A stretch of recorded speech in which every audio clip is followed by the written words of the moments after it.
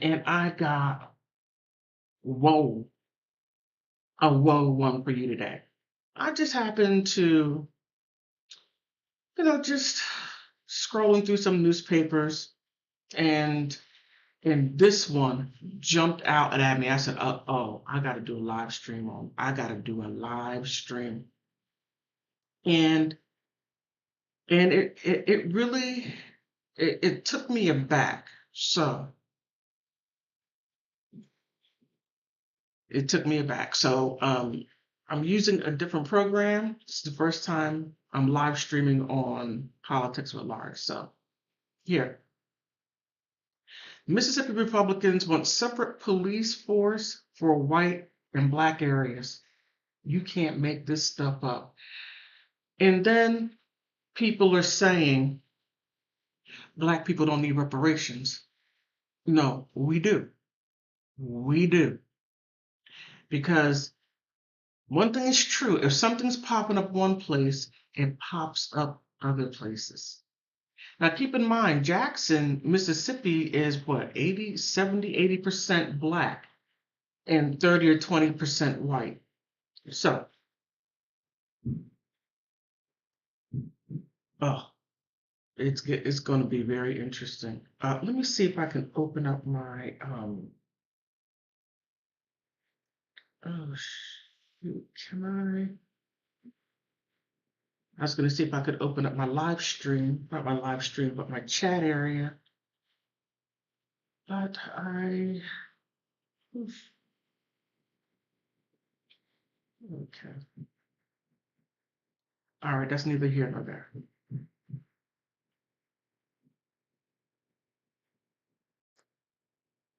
I'm sorry, I don't mean to.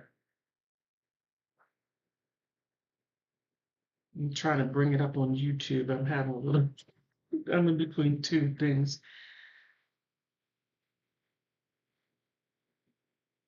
It is just beyond comprehension.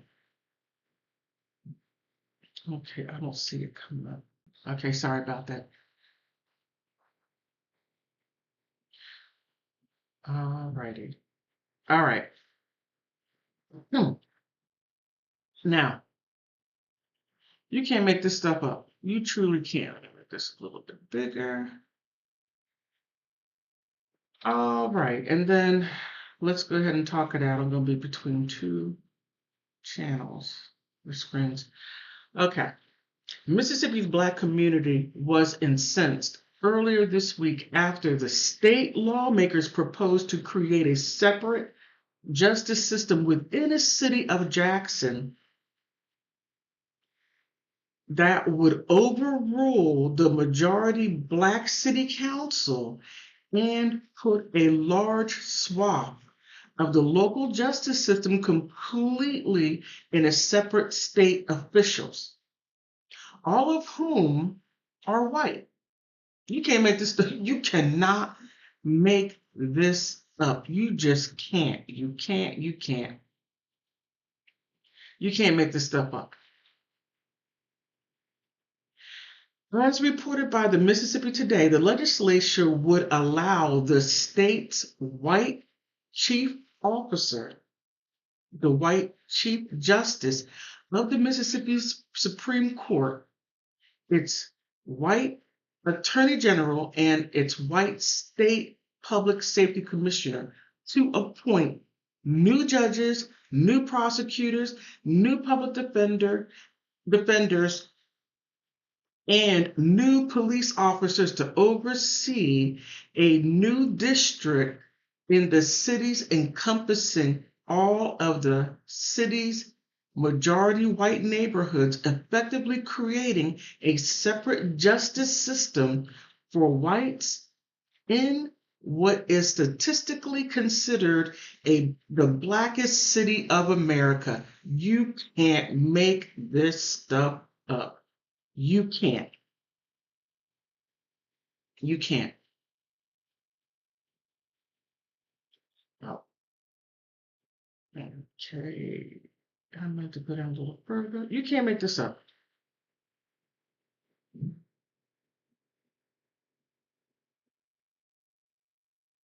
You can come down here a little bit. All right. And it would do so without any of those officials receiving a single vote of support from any residents from Jackson's, 80% of whom are Black. It determines, or it reminds me of apartheid. Jackson's Mayor Chokwe Antar Lumda told the website Tuesday. Newsweek's newsletter sign up. Newsweek has contacted Lumumba, I'm sorry, for comment, as well as the three of the bill's principal sponsors, who claimed on the floor of the Mississippi legislature that the foremost aim of the bill was public safety amid concerns of the crime rate in Jackson, Mississippi. You can't make this up at all. You can't make it up. I know I keep on saying that. I'm just, I have to say, I'm stunned because my mom and my grandmother would talk about these days. My grandmother grew up in the South. My mom was born in the South, but went up north. The North was, they were racist, but not as overt with their racism the way they are in the South. In the North, they were kind of like, how can I say, quasi-racist, that nice genteel racism, if you want to call it that. All right, let me get back to the article. Many of the Republican lawmakers who voted for the bill notably occupied districts that are currently under dispute by groups like the American Civil Liberties Union for diluting the Black vote, while others noted that the early relatively low crime rate compared to the rest of the state offered little justification for the police force separate from Jackson's. Now, okay, let's go ahead and get to the heart of the matter. The heart of the matter is this. Okay, the heart of the matter is resources, economics. Now, when you talk about high crime rates have a lot to do with poverty. Now, you can say, oh, well, Black people can most definitely get an education and can most definitely get this and that and the other. Now, if you lack resources, and if your and if you look at this right here. If you have a city council that does not do much for you, as you can see the president of the United States, he said, if you don't vote for me, then you're not Black. Then when he's voted in and we want reparations, I want to give reparations to everyone. What? Okay, I digress a little bit. I don't mean to digress. It's got a lot. I can't believe they're doing this. So when you have Jackson, Mississippi, which is the state of Mississippi, is one of the poorest states of the Union or of the United States, one of the poorest states. And you have this going on. Now they're saying, okay, we want our own separate stuff. We're going to push everyone over here and we're going to have our own separate government because your government, we have to deal with high crime rates. Well, the high crime rates is because the resources are not being equally distributed to everyone. Everyone does not have equal access, which we are supposed to have according to what was it, 1865 Civil Rights Acts, to where Black people are supposed to be equal to whites. That's what that was all about. But the resources are not Black people cannot get equal access to the resources. Some may disagree with me saying, oh, no, no, no, no, no. No, you have equal access. You have equal this, you have equal that. You have all of that. So there should be no issue. Well, you can see there is an issue, a big issue. All right, let me go down here a little further. You can't make this stuff up. I am shocked by the Bill Quigley and Demetrius professor of law of Loyola University, New Orleans, and a former legislator of the NAACP Legal Fund, told Newsweek, I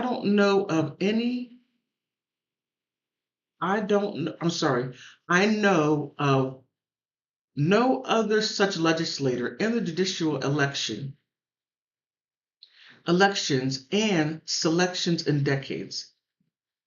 This is not a step backwards. This is a complete Olympic level jump backwards to Jim Crow era. And if you want to look up the new Jim Crow, where's that book at? I don't have it. I don't have it near me. But there's a new a Jim Crow book out there, and I don't. Okay, I'll get that later. I don't have it.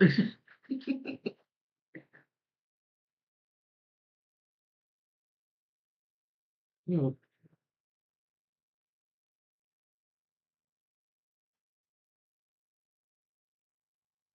Lamuba, as he told the national magazine upon this election in 2020, sought to transform Jackson into the most radical city on the planet, introducing policies like universal basic income, the reform policy police department.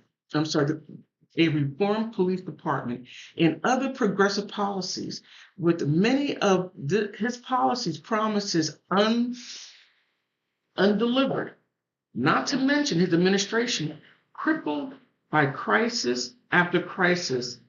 Lumumba has found himself under constant scrutiny from Mississippi's conservative establishment, even earning the label of incompetent from the troubled Republican Governor Tate Reeves at a pre-Thanksgiving turkey pardoning last fall.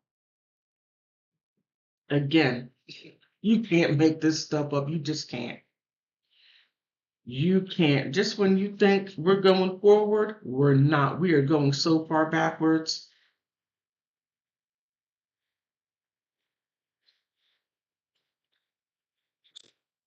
The city was once a great city, and it has the potential to be a great city again, Reeves said at the time, blaming the mayor and his administration for a series of woes, including crime, its broken water system, and other issues. The protection of the VRA that would have protected Jackson, however, have been eroded over time, and an upcoming case of the conservative-led U.S. Supreme Court, Merle versus Mulligan, I gotta look into that, expected to chip away at those protections even further. Mm. We are in trouble. Oh, man, we are in trouble. Any challenge to Mississippi proposed law under the scenario, Quigley said, would likely be an uphill battle. The city would need to prove clear racial bias. Then the city would need to establish that the state broke the law in imposing a new regulation of specific jurisdictions. In this case, Jackson intended to single them out for political retribution. The state leader has recently been highly critical of Lumumba's administration and, in particular, the liberal leaning of the city potentially created cause to claim to move was politically motivated. That is really interesting. That is really, really interesting. It gives you a lot to think about, a whole lot to think about. The only problem, Mississippi, unlike other states, does not have a clause in its constitution bearing the law specifically targeting one group, complicating any legal challenge in the city might have. Whoa, whoa, whoa, whoa, whoa, whoa, whoa. Okay. All right. Let's go back. Let's go back because there are some key things we really, really, really need to pay attention to besides this right here.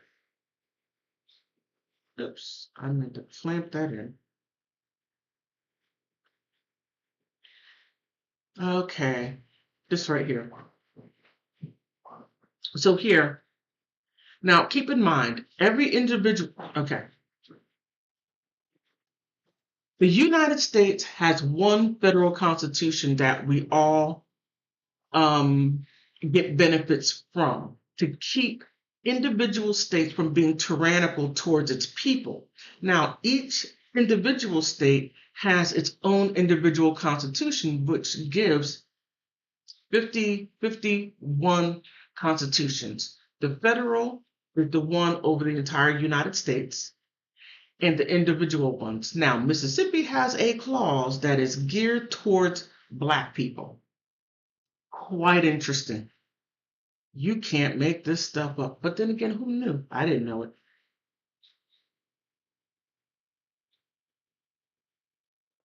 All right. Now, let's go back up here. That is Lumumba.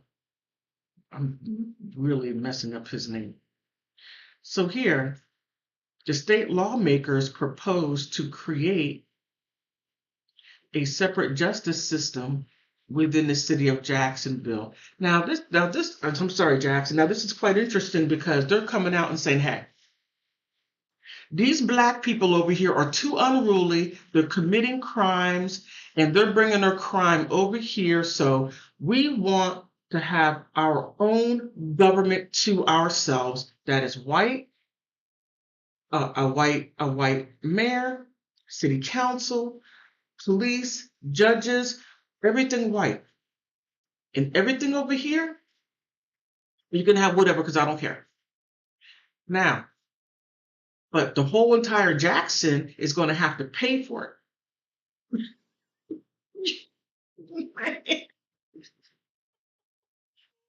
Oh, the entitlement is beyond belief, beyond belief.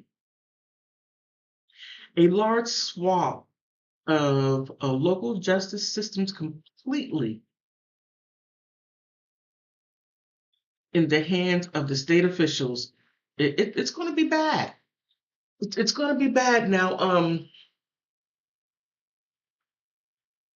I think, I don't know, I think conservatives and liberals, in my opinion, from what I see, conservatives are more upfront. They are more upfront with what they do. Hey, look, I'm creating a government and we don't want anyone brown, Black, whatever in it. No.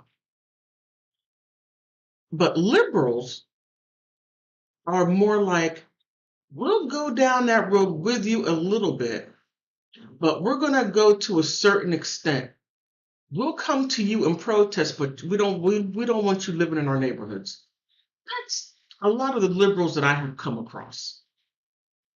Now, I have seen some people that I rock with, straight rock with, that are not those phony baloney people, but they are true blue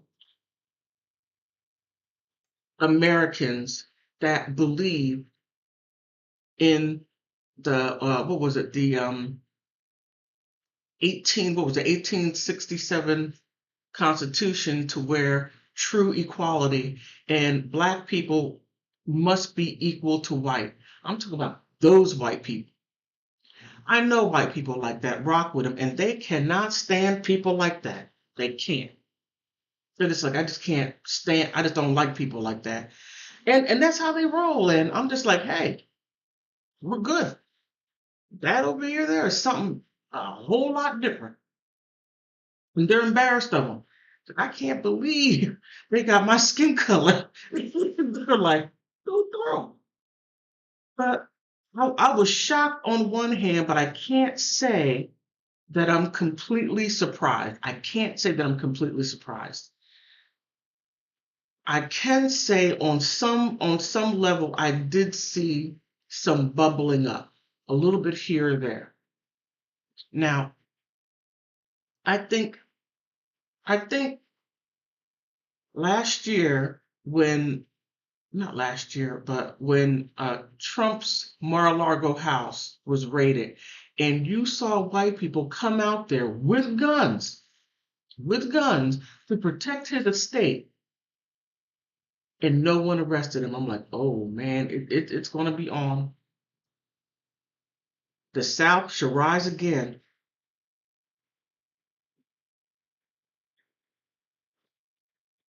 You can't make this up.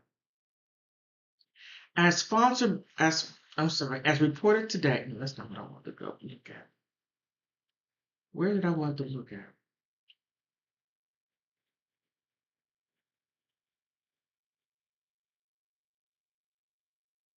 But this guy right here, I don't think you can see my cursor. Uh-oh. Okay, this guy right here, he's the one that is proposing this. And I gotta say, it's sad. This is a sad day in the United States. It's sad. Not surprising, but sad. This is just completely outrageous.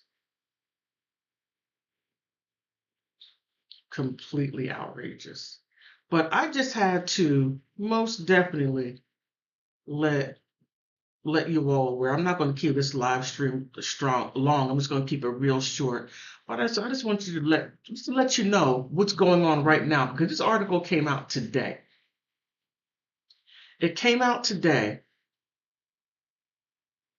and within it coming out today,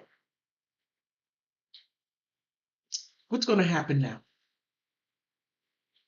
I'll tell you.